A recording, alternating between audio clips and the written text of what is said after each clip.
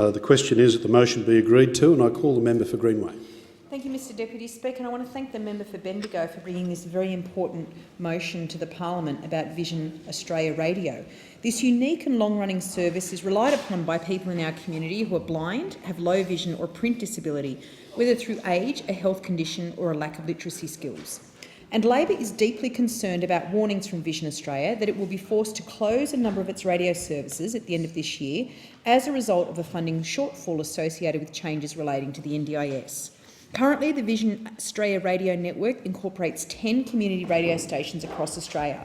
And according to McNair survey figures from January this year, Vision Australia Radio has an average of 701,000 listeners per month. Each of these listeners tunes in for more than 10 hours per week on average. Without a solution, only 4 of the stations will remain, and the closures will severely reduce the ability of many thousands of people to access information in their preferred format. Vision Australia Radio does receive support, including government funding through the Community Broadcasting Foundation, sponsorship and philanthropic donations. What's more, the network survives thanks to the time and dedication of more than 800 volunteers who provide more than $2.4 million worth of value to the service, and I acknowledge and thank them.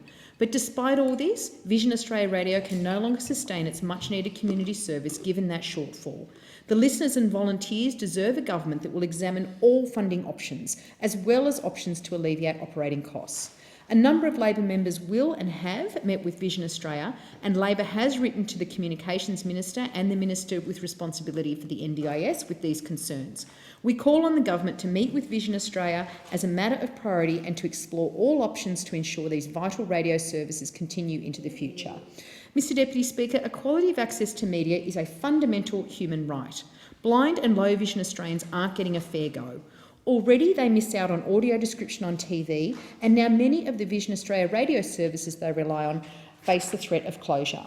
Now in its 3rd term, this government has failed to ensure delivery of audio description for blind and low vision Australians on free-to-air television.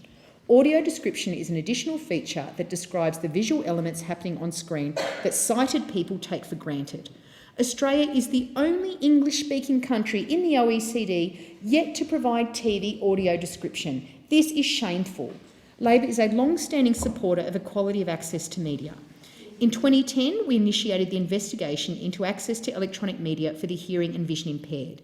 And in 2012, we legislated for captioning to improve access to TV for deaf and hearing impaired Australians and funded a 13-week trial of audio description on the ABC.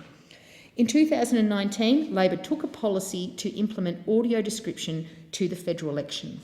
Meanwhile, this government has delivered nothing other than a further trial of audio description and a report that they've sat on since 2017. It is now well overdue for this government to act when it comes to ensuring TV services in Australia are accessible via audio description. For 6 years, the engagement of this government on disability issues in the communications portfolio has been disappointing. On all the evidence, their approach seems to lack a plan to make communications more accessible, and that's after 6 years in government. The National Relay Service is another case in point. The NRS is an essential service which enables Australians who are deaf, hearing impaired or speech impaired to make and receive telephone calls. Again, something that the overwhelming majority of Australians, and we in this room, take for granted. It was founded on principles of access and equity, and it is important that these principles are preserved. The recent NRS tender outcome poses many challenges, as it will seemingly require NRS users to stop using CapTel and migrate to an alternate service.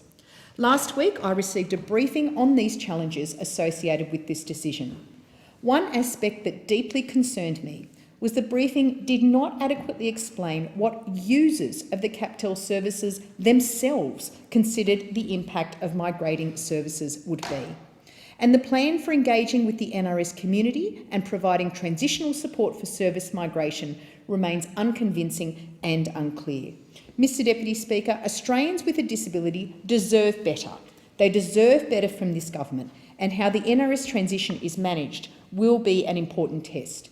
And in conclusion, I again want to thank the member for Bendigo, who is a passionate advocate for all people needing services to enable them to access the media, enable them to access communications that we take for granted. And again, I pay tribute to the volunteers and all the supporters associated with Vision Australia.